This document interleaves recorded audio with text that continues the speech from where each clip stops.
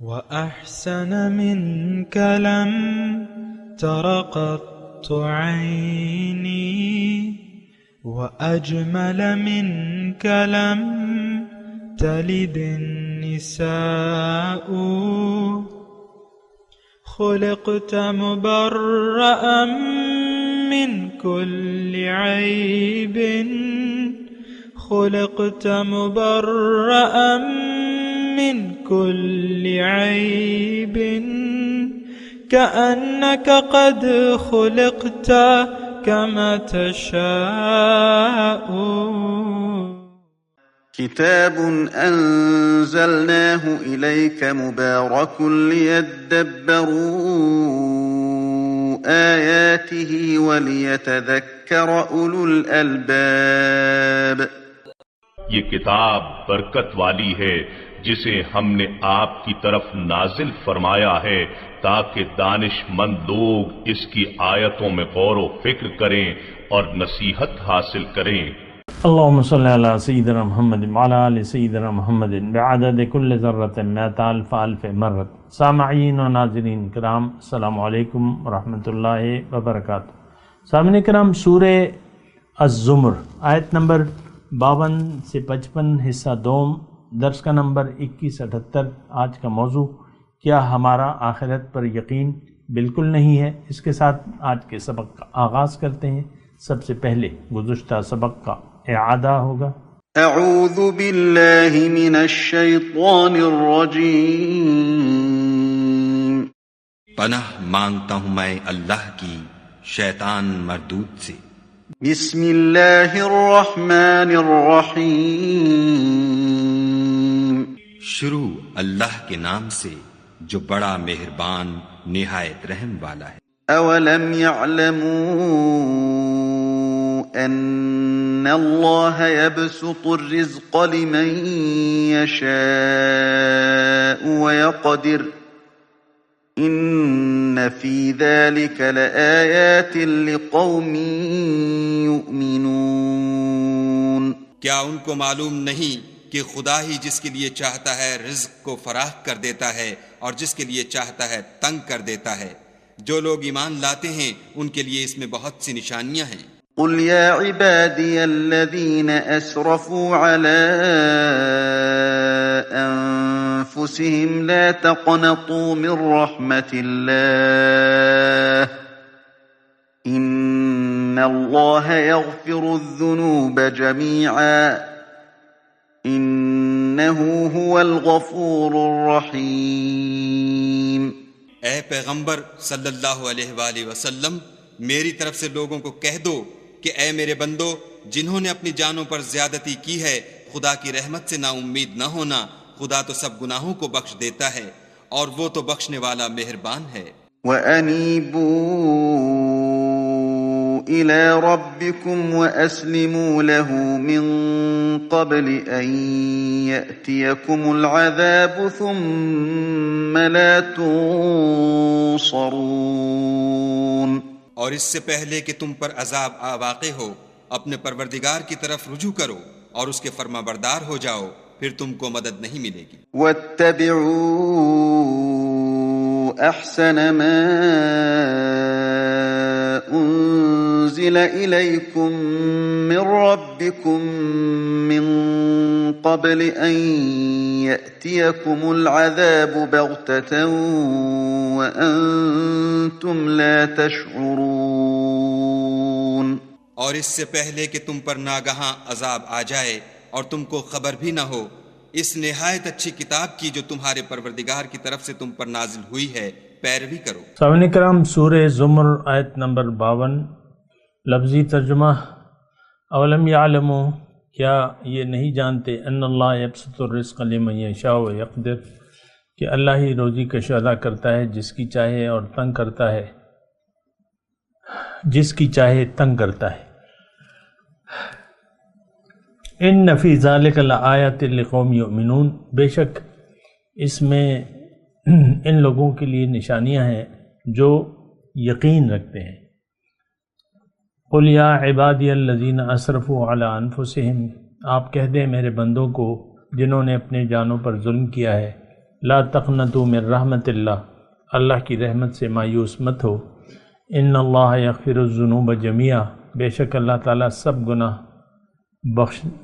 بخش دے گا، انہ هو الغفور الرحیم، بے شک وہ بخشنے والا اور رحم فرمانے والا ہے۔ وَأَنِيبُوا إِلَىٰ رَبِّكُمْ، اور اپنے رب کی طرف رجوع کر لو، لوٹ آؤ، پلٹ آؤ۔ وَأَسْلِمُوا لَهُ، اس کا حکم مانو، یعنی اپنا اللہ کے حکم کے سامنے اپنا سر جھکا دو، من قبل ان یأتیکم العذاب، اس سے پہلے کہ تم پر عذاب آئے، ثم لا تنصرون، پھر تمہیں مدد بھی نہیں مل سکے گی، تمہاری کوئی مدد نہیں کرے گا۔ واتبعوا احسن ما انزل الیکم من ربکم، اور ان اچھی باتوں کی پیروی کرو جو تمہارے رب کی طرف سے تمہارے لیے نازل کی گئی ہیں، من قبل ان یأتیکم العذاب بغتۃ وانتم لا تشعرون، اس سے پہلے کہ تم پر ناگہاں عذاب آ جائے اور تمہیں خبر بھی نہ ہو۔ سامعین کرام، گزشتہ سبق بھی انہی آیات کے بارے میں تھا، تو بہرحال جو پہلی آیت میں نے پڑھی ہے، آیت نمبر 52، ان اللہ یبسط الرزق لمن یشاء ویقدر، اللہ تعالیٰ فراخ کر دیتا ہے روزی جس کی چاہتا ہے اور تنگ کر دیتا ہے جس کی چاہتا ہے۔ اس کے بارے میں نے گزشتہ سبق میں آپ سے عرض کیا بھی تھا۔ میں یہ کہہ رہا ہوں کہ دیکھیں، رزق کا یعنی اللہ تعالیٰ نے انسان کا رزق اسباب میں چھپا دیا ہے۔ اب رزق کس کو کتنا ملے گا یہ تو اللہ تعالیٰ کا فیصلہ ہے۔ اسباب موجود ہیں، بعض اوقات اسباب کام نہیں کرتے، بعض اوقات تیز کام کرتے ہیں، اور بعض لوگ کو جلدی جو ہے یعنی بظاہر کامیابی مل جاتی ہے، وہ دولت مند ہو جاتے ہیں، بعض لوگ متوسط رہتے ہیں، بعض لوگ قریب رہتے ہیں۔ یہ سارے ہمارے معاشرے میں ایسی تقسیم موجود ہے۔ ایک بات اس میں نوٹ کر لیں، لقوم یؤمنون کی بات، نشانیاں ہیں لیکن جو یقین کرتے ہیں۔ اب ہمارا یقین تو نہیں ہے۔ ایک بات جو بالکل واضح ہے کہ باطن سے جو بھی چیز تعلق رکھتی ہے اس پر ہمارا یقین نہیں ہے۔ ہمارا یقین جو ہے وہ صرف ظاہر پر ہے، ظاہر، اور اللہ پہ، اور جو کچھ بھی باطن سے تعلق رکھتی ہے۔ یہ ایک یعنی مختصر جملہ ہے، اس کو ذرا نوٹ کر لیں۔ جو بھی چیز باطن سے تعلق رکھتی ہے، جو نظر نہیں آ رہی، اس پہ ہمارا یعنی یقین نہیں ہے۔ تو جب آپ باطن پر یقین نہیں کرتے، لقوم یؤمنون، دیکھیں یہاں کسی خاص چیز کی طرف اشارہ نہیں ہے، یقین کا۔ ان فی ذلک الآیات لقوم یؤمنون، کس چیز پر یقین؟ تو یہ مطلب سب چیزوں کا احاطہ کیا ہوا ہے یہاں پر۔ یؤمنون کا مطلب یقین، ایمان کا مطلب یقین۔ تو آمنہ یہ جمع ہے اور آمنہ جو ہے وہ مفرد ہے، بارہ۔ تو ہمارا تو یعنی اور اسی کی وجہ سے جو ہے وہ پھر گڑبڑ ہوتی ہے۔ وہ کہتے ہیں نا کہ بتوں سے تجھ کو امیدیں، خدا سے نا امیدی، مجھے بتا تو صحیح اور کافری کیا ہے۔ تو ہماری تو یعنی بت مطلب ظاہر جو نظر آ رہا ہے، اس سے ہم نے، آپ دیکھ لیں، اس میں تو کوئی ایسی یعنی خاص دلائل کی بھی ضرورت نہیں ہے۔ ہمارا یقین ظاہر پر ہے، ظاہر کو ہم دیکھ رہے ہیں، ظاہر پر ہمارا یقین ہے اور ظاہر ہی ہمارا مدعا ہے۔ اب یہ جو رزق کی یعنی رزق کا جہاں تک معاملہ ہے، تو ظاہر ہے کہ پیسہ کمانے کے یا مال دولت کے لالچ میں زیادہ سے زیادہ الہاکم التکاثر حتی زرتم المقابر، اسی میں ہم یعنی محو ہوتے ہیں، مصروف رہتے ہیں رزق کمانے میں، اسی میں ہم اپنی زندگیاں لگا دیتے ہیں۔ اور یہ دیکھیں اس میں اللہ تعالیٰ نے انما اموالکم و اولادکم فتنہ، اللہ تعالیٰ نے فرمایا نا کہ تمہارے مال اور تمہاری اولاد تمہارے لیے آزمائش ہے، یعنی مال جو ہے ایک آزمائش ہے۔ یا اگر میں ایک دوسری آیت کی طرف آپ کی توجہ دلاؤں، قل هل ننبئکم بالاخسرین اعمالا، آپ ان سے کہیے کہ کیا میں تمہیں سب سے زیادہ نہیں، قل هل ادلکم علی تجارت تنجیکم من عذاب علیم، کیا میں تمہیں ایک ایسی تجارت نہ بتاؤں جو تمہیں دردناک عذاب سے نجات دے دے؟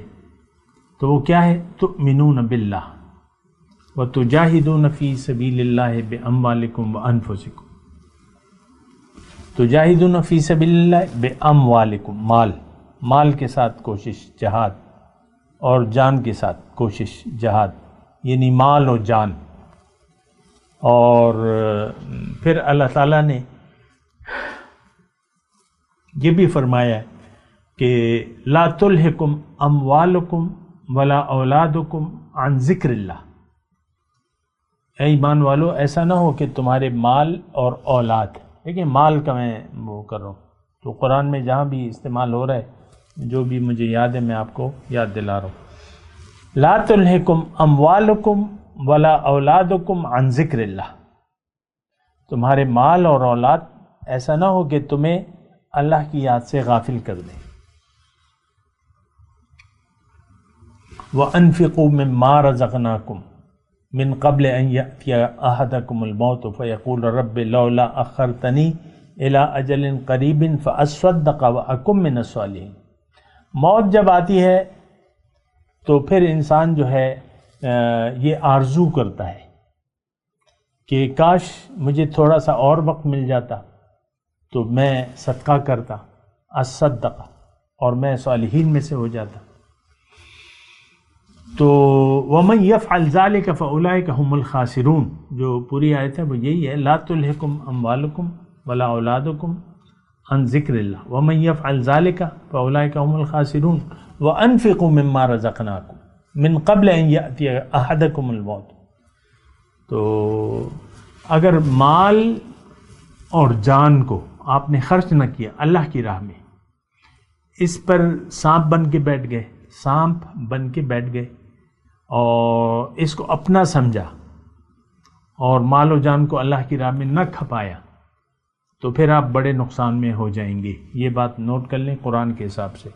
ایک اور آیت ہے کہ ان اللہ اشتری من المؤمنین انفسهم واموالهم بان لهم الجنہ، یہ اللہ تعالیٰ نے ہمیں جو پیدا کیا ہے نا، دنیا میں جو بھجوایا ہے، اللہ تعالیٰ نے ایک ڈیل اس کے لیے بنائی ہے، ایک ڈیل بنائی ہے کہ یعنی پیدا کیا ہے جنت کے لیے۔ جنت آخرت میں کیا ہے؟ وَفِي الْآخِرَةِ عَذَابٌ شَدِيدٌ وَمَغْفِرَةٌ مِّنَ اللَّهِ فَرِيقٌ فِي الْجَنَّةِ وَفَرِيقٌ فِي السَّعِيرِ، ایک ٹولی جہنم میں جائے گی اور ایک جنت میں جائے گی، ایک ٹولی کی بخشش ہوگی وفی العذاب وفی الآخرۃ عذاب شدید ومغفرۃ من اللہ۔ تو میں آپ کو یہ آیت پڑھ کے سنا رہا تھا کہ اللہ تعالیٰ نے ہمیں پیدا کیا ہے، یعنی ہمارا مقصود جنت میں ہے۔ جنت میں کیا ہے؟ اللہ کی ملاقات، اللہ کا دیدار اور تقرب الہی۔ تو جنت میں ہماری منزل ہے، ہمارا مقصود ہے۔ جن لوگوں سے اللہ راضی ہوگا وہ جنت میں جائیں گے، جن سے ناراض ہوگا وہ جہنم میں جائیں گے۔ تو اس یعنی تھوڑی سی توجہ سامنے کا، انسان اگر اپنے مقصد حیات میں کامیاب ہونا چاہتا ہے، یعنی جنت میں جانا چاہتا ہے، تو اس کے لیے اللہ تعالیٰ نے ایک ڈیل مقرر کر دی ہے کہ تم ہمیں کہا ہے، اللہ تعالیٰ ہم سے کہہ رہا ہے کہ تم اگر اپنے مال و جان کا اختیار مجھے دے دو اور زندگی میری مرضی سے گزارو تو تمہارے لیے جنت ہے، بِأَنَّ لَهُمُ الْجَنَّةِ۔ دیکھیں بہت سادہ سی ڈیل ہے، مال اور جان کا اختیار اللہ کے حوالے کر دیں، اس کو اللہ پہ بیچ دیں، اب اللہ کی مرضی سے زندگی گزاریں مقامی طور پہ ایک رہنما کی رہنمائی میں، تو جنت آپ کی ہے۔ لیکن اگر آپ نے یہ سودا نہ کیا اور سودا اگر کر لیا، یعنی بیعت کر لی اللہ سے، اور پھر اس کے تقاضے نہ پورے کیے، یعنی عملاً آپ نے حوالے نہ کیا اللہ تعالیٰ اپنے آپ کو، جان و مال کو اللہ کے، تو پھر آپ کے لیے نقصان ہے۔ یہ اصل تو عملی طور پہ یہ وعدے کا وفا کرنا ہے۔ بیعت کی اگر آپ اللہ سے بیعت کر لیں تو پھر یا تو اس وعدے کی آپ خلاف ورزی کریں گے یا آپ وعدے کو وفا کریں گے۔ تو بیعت ہوتی ہے اللہ سے، رسول کے ذریعے۔ ان الذین یبایعونک انما هم یبایعون اللہ، دوسری جگہ آیت ہے میرے خیال سے سورہ فتح میں ہے، کہ جو لوگ آپ سے بیعت کرتے ہیں وہ دراصل آپ سے نہیں بلکہ اللہ سے بیعت کر رہے ہیں۔ ید اللہ فوق ایدیہم، اللہ کا ہاتھ ہے ان کے ہاتھ کے اوپر۔ فمن اوفی بما عاہد علیہ اللہ، تھوڑی سی توجہ، جس نے وہ وعدہ وفا کیا جو اس نے اللہ سے کیا تھا تو وہ کامیاب ہو جائے گا۔ ومن نکث فانما ینکث علی نفسہ، جو وعدے سے پھر گیا تو وہ اپنے آپ سے پھر جائے گا۔ آج ایک تو ہم نے یعنی یہ ہمارا جو آج رواجی اسلام ہے، اس میں تو اللہ سے بیعت کا ہمارا تو کوئی تصور ہے نہیں، واقف بھی نہیں ہے، نہ جاننا چاہتے ہیں۔ دیکھیں مسئلہ بڑا گمبھیر ہے اور ٹیڑھا ہے مسئلہ آج۔ دین اسلام کی کوئی بھی ضرورت سے نہ ہم آگاہ ہیں نہ آگاہ ہونا چاہتے ہیں۔ اگر آپ نے کامیاب ہونا ہے تو اللہ سے بیعت کرنی ہے، رسول کے ذریعے یا نائب رسول کے ذریعے، اور پھر اس وعدے کو وفا کرنا ہے۔ یعنی اس کی عملی شکل کیا ہوگی؟ وَأَنِيبُوا إِلَىٰ رَبِّكُمْ وَأَسْلِمُوا لَهُ یا وَاتَّبِعُوا أَحْسَنَ مَا أُنزِلَ إِلَيْكُم مِّن رَبِّكُم، یہی دو 54-55 نمبر کی دو صورتیں ہیں۔ یعنی یہ پھر وعدہ آپ نے وفا کرنا ہے۔ بہرحال میں آپ کو یہ بتا رہا ہوں اللہ کی عطا سے کہ یہ رزق کا جو سلسلہ ہے ہمارا تو اللہ پہ اعتماد و بھروسہ نہیں ہے۔ حقیقی رازق جو ہے ان اللہ هو الرزاق ذو القوۃ المتین، اصل رزق دینے والی تو ذات باری تعالیٰ کی ہے۔ تو ہم جو ہے زندگی یعنی بنا کسی سودے کے گزار رہے ہیں، ایک بات تو یہ ہے، اور دوسری اس کی وجہ یہ ہے کہ ظاہر کا ایک دھوکہ ہمیں لگ گیا ہے، ظاہر کو ہم نے اصل سمجھ لیا ہے، حقیقت سمجھ لیا ہے، رخ ظاہر کی طرف کر لیا ہے۔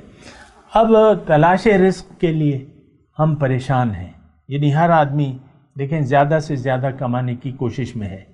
اگر اللہ پہ بھروسہ ہوتا تو آپ زندگی کو اللہ کے لیے خاص کر لیتے، اللہ کی طرف رخ کر لیتے، اسباب استعمال کرتے اور بھروسہ اللہ پر کرتے۔ یعنی مومن جو ہے دیکھیں اسباب کے استعمال سے انکار نہیں ہے، رزق کے حصول کے لیے آپ نے سبب ضرور تلاش کرنا ہے، لیکن کم یا زیادہ یہ پھر اللہ کی مرضی ہوتی ہے، اس پر ہمارا یقین نہیں ہے، اور ہمارا تو کسی چیز پر بھی یقین نہیں ہے۔ اولم یعلموا، دیکھیں اولم یعلموا، کیا یہ لوگ نہیں جانتے؟ یعنی ان کو جاننا چاہیے۔ اور جو آیت نمبر 49 میں بھی ہم نے پڑھا تھا نا، وَلَكِنَّ أَكْثَرَهُمْ لَا يَعْلَمُونَ، اصل لوگ حقیقت کو نہیں جانتے۔ دیکھیں اگر ہم حقیقت کو نہ جانیں اور سمجھ بوجھ سے کام نہ لیں تو پھر ہماری زندگی بیکار گزرے گی۔ یہ ایک بات جو ہے چھوٹی سی میں آپ کو بتا رہا ہوں اللہ کی عطا سے، یعنی سوچ سمجھ کے زندگی نہ گزاری اور احتیاط سے زندگی نہ گزاری تقویٰ والی، تو پھر یہ زندگی جو ہے یہ ضائع ہو جائے گی اور ہم سیدھے جائیں گے جہنم میں، کیونکہ ہدایت کی پھر آپ کو ضرورت نہیں رہے گی۔ اگر آپ کسی کی بات نہیں سن رہے، پیغمبر کی دعوت کو نہیں سن رہے، اور یا خود عقل سے کام نہیں لے رہے، اپنے وجود سے آپ غافل ہیں، مقصد وجود سے اگر آپ غافل ہیں تو پھر سیدھا آپ کا ٹھکانہ جہنم ہے۔ بے خبر انسان، یعنی غافلون کا لفظ ہے، یہ لوگ غافل ہیں، اولئک هم الغافلون۔ تو اگر آپ غافل ہیں اپنی منزل سے، منزل کے راستے سے، تو پھر آپ نقصان اٹھانے والے ہیں۔ اگر میں قرآن کے الفاظ میں کہوں، والعصر ان الانسان لفی خسر، جو لوگ یقین نہیں کرتے اور یقین کے مطابق عمل نہیں کرتے، سورہ عصر میں یہ مضمون ہے کہ یہ سب نقصان میں جائیں گے. خاسرون کی یہاں بھی بات آ رہی ہے.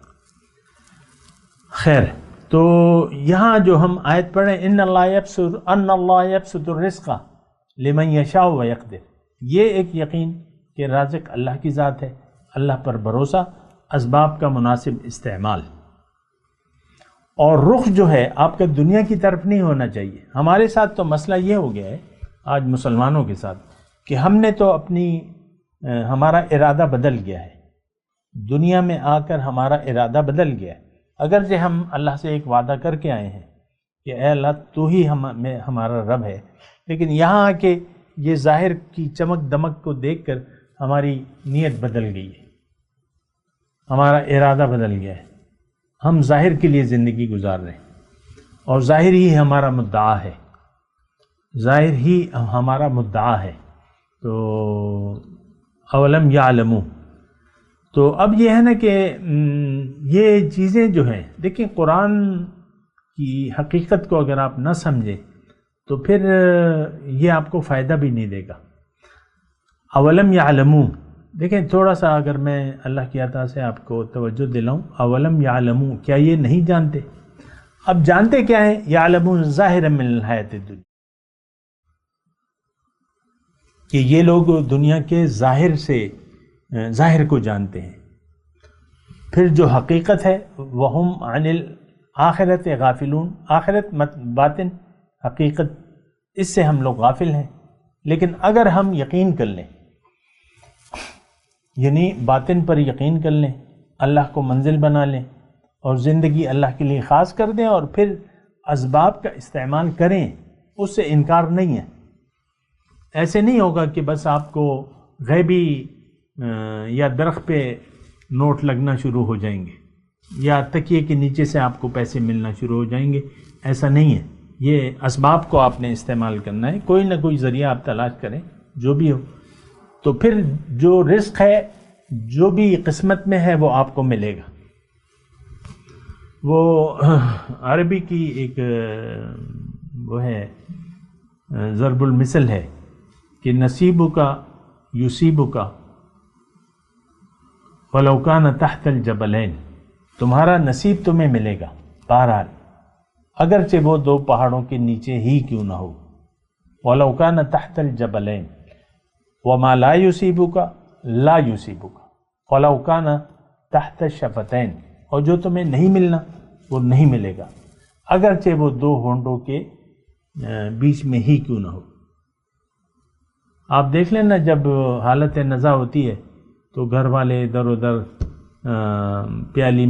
پیالی چمچ لے کے بیٹھ جاتے ہیں، کیونکہ سنا ہے اس وقت پیاس لگتی ہے، تو ایک ایک ٹپکا، ایک ایک قطرہ جو ہے ٹپکاتے رہتے ہیں. لیکن چونکہ نزا کا تو کچھ گھونٹ تو وہ پی لیتا ہے، کچھ قطرے پی لیتا ہے، اور جب قضا پوری ہو جاتی ہے تو وہ گردن ڈھلک جاتی ہے اور جو پانی ڈالا تھا وہ ہونٹوں سے نیچے گر جاتا ہے جو آپ نے چمچ سے ڈالا تھا. تو یہ دیکھیں ساری یقین کی باتیں ہیں. رزق کی تقسیم اللہ تعالیٰ نے کر دی ہے. نحن قسمنا بینہم معیشتہم فی الحیات الدنیا، اللہ تعالیٰ فرما رہا ہے کہ رزق کی تقسیم میں نے کر دی ہے. تو ہمارا تو یقین نہیں ہے، اور تبھی ہمارے لیے پھر اس میں نشانیاں بھی نہیں ہیں. لقوم یؤمنون ان فی ذلک لآیات، بہت سی نشانیاں ہیں. تو اگر آپ کا یہ یقین آ جائے، دیکھیں ہمارا تو، میں تو آپ کو بار بار کہہ رہا ہوں کہ جو چیز باطن سے تعلق رکھتی ہے اس پر ہمارا کوئی یقین نہیں.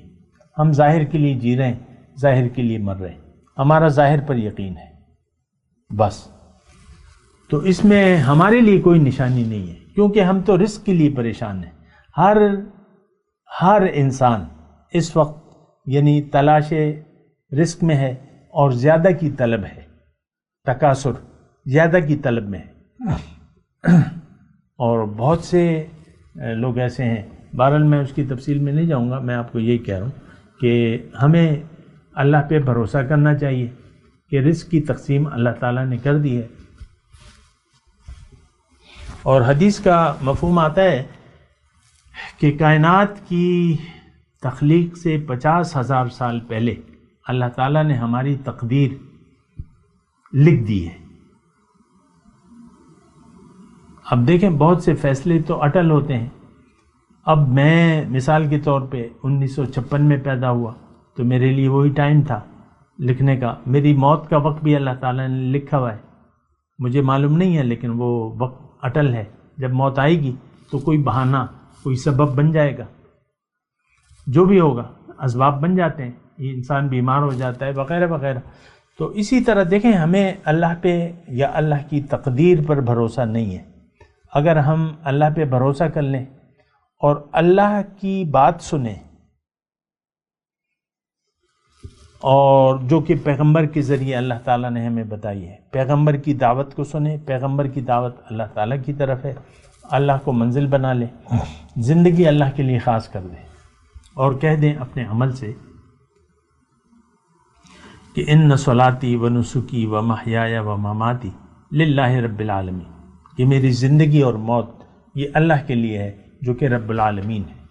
ہماری زندگی اور موت یہ یقینی بات ہے کہ ہم نے یہ فیصلہ کیا ہے کہ ہم نے دنیا کے لیے زندگی گزارنی ہے.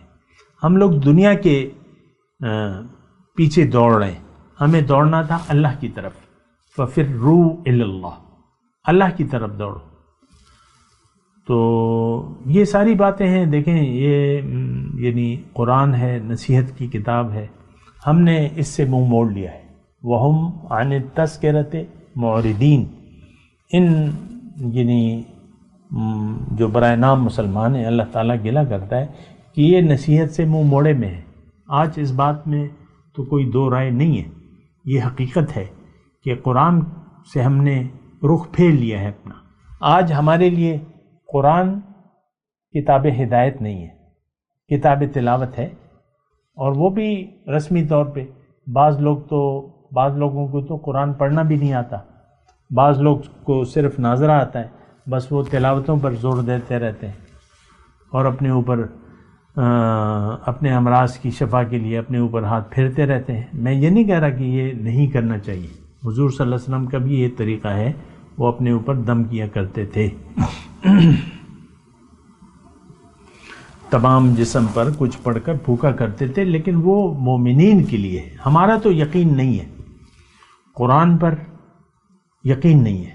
قرآن ہمیں جو راستہ بتاتا ہے ہمیں وہ قبول نہیں ہے. ہمیں تو چاہیے صرف دنیا, ہم دنیا کے طالب ہیں. فَأَعْرِضْ عَمَّنْ تَوَلَّى عَنْ ذِكْرِنَا وَلَمْ يُرِدْ إِلَّا الْحَيَاةَ الدُّنْيَا, اس شخص سے اپنا رخ پھیر لیجئے جو پھر گیا میری یاد سے, اب یہ نہیں چاہتا صرف دنیا کی زندگی. ہم لوگ صرف دنیا کی زندگی کے طالب ہیں, آخرت پر ہمارا یقین نہیں ہے. اس باتوں پر آپ غور کیجئے. میں تلاوت کرتا ہوں, میرے ساتھ دہرائیے. اعوذ باللہ من الشیطان الرجیم. بسم اللہ الرحمن الرحیم. قل یا عبادی الذین اسرفوا علی انفسہم لا تقنطوا من رحمت اللہ ان اللہ یغفر الذنوب جميعا انہ هو الغفور الرحیم وانیبوا الی ربکم واسلموا له من قبل ان یأتیکم العذاب ثم لا تنصرون واتبعوا احسن ما انزل الیکم من ربکم من قبل ان یأتیکم العذاب بغتۃ وانتم لا تشعرون. اب ان آیت کی تلاوت اور ترجمہ. اعوذ باللہ من الشیطان الرجیم. پناہ مانگتا ہوں میں اللہ کی شیطان مردود سے. بسم اللہ الرحمن الرحیم. شروع اللہ کے نام سے جو بڑا مہربان نہایت رحم والا ہے. اولم يعلموا ان اللہ يبسط الرزق لمن يشاء ويقدر إن في ذلك لآيات لقوم يؤمنون. کیا ان کو معلوم نہیں کہ خدا ہی جس کے لیے چاہتا ہے رزق کو فراخ کر دیتا ہے اور جس کے لیے چاہتا ہے تنگ کر دیتا ہے. جو لوگ ایمان لاتے ہیں ان کے لیے اس میں بہت سی نشانیاں ہیں. قل يا عبادي الذين أسرفوا على أنفسهم لا تقنطوا من رحمة الله إن الله يغفر الذنوب جميعا إنه هو الغفور الرحيم. اے پیغمبر صلی اللہ علیہ وآلہ وسلم، میری طرف سے لوگوں کو کہہ دو کہ اے میرے بندو، جنہوں نے اپنی جانوں پر زیادتی کی ہے خدا کی رحمت سے نا امید نہ ہونا. خدا تو سب گناہوں کو بخش دیتا ہے اور وہ تو بخشنے والا مہربان ہے. وَأَنِيبُوا إِلَى رَبِّكُمْ وَأَسْلِمُوا لَهُ مِن قَبْلِ أَن يَأْتِيَكُمُ الْعَذَابُ ثُمَّ لَا تُنصَرُونَ. اور اس سے پہلے کہ تم پر عذاب واقع ہو، اپنے پروردگار کی طرف رجوع کرو اور اس کے فرما بردار ہو جاؤ، پھر تم کو مدد نہیں ملے گی. وَاتَّبِعُوا أَحْسَنَ مَا أُنزِلَ إِلَيْكُم مِّن رَّبِّكُم مِّن قَبْلِ أَن يَأْتِيَكُمُ الْعَذَابُ بَغْتَةً وَأَنتُمْ لَا تَشْعُرُونَ. اور اس سے پہلے کہ تم پر ناگہاں عذاب آ جائے اور تم کو خبر بھی نہ ہو، اس نہایت اچھی کتاب کی جو تمہارے پروردگار کی طرف سے تم پر نازل ہوئی ہے پیروی کرو. اس کے ساتھ ہی آج کے درس کا وقت اختتام کو پہنچا. اگلے درس میں انشاءاللہ ملاقات ہوگی. وآخر دعوانا ان الحمد للہ رب العالمین. مولاي صل وسلم دائما ابدا على حبيبك خير الخلق كلهم.